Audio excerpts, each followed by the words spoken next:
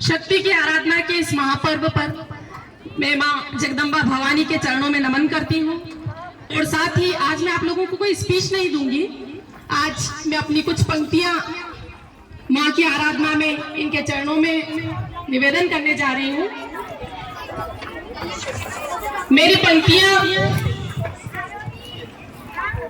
शक्ति के श्रृंगार को संबोधित करती हैं और साथ ही ये पंक्तियां मेरे मन के कुछ प्रश्नों को भी संबोधित करती हैं। मेरी पंक्तियों का शीर्षक है चूड़ियां। आपको समझ में आया बच्चों?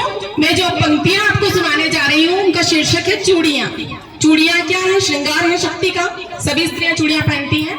तो I am going to share some lines and topic is चूड़ियां।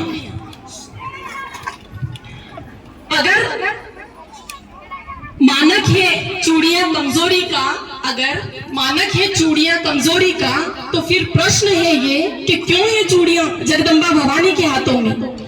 क्यों है चूड़ियां हमारी भारत माता के हाथों में? और है क्यों चूड़ियां वीणा वादिनी के हाथों में? अगर चूड़ियां मानक है कमजोरी का, तो फिर प्रश्न है ये तेजस्विनी का कि क्यों है चूड़ियां जगदम्बा भवानी के हाथों में? क्यों है चूड़ियां भारत माता के हाथों में? और क्यों है चूड़ियां वीणा वादिनी के हाथों में? अक्सर आप लोगों ने देखा होगा जब कोई पुरुष वर्ग कोई साहसिक कार्य नहीं कर पाते तो उन्हें यह कहकर उल्हाना दिया जाता है कि चूड़ियां पहन लो। तो क्या चूड़ियां कमजोरी का प्रतीक है? मेरी इस लाइन की पुष्टि करेगी, इस प्रश्न की पुष्टि करेगी अगली लाइन।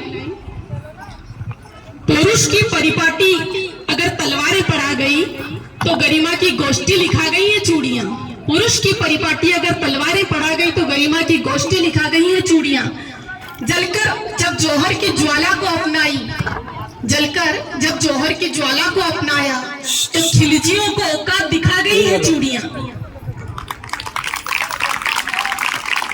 उतरी जब तलवार लेकर झांसी के मैदानों में तो डलहौजी को धूल चटा गई है चूड़ियां।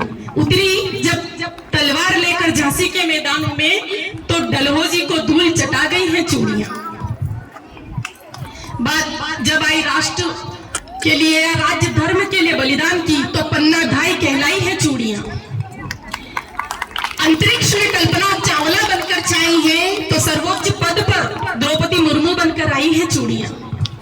होंगी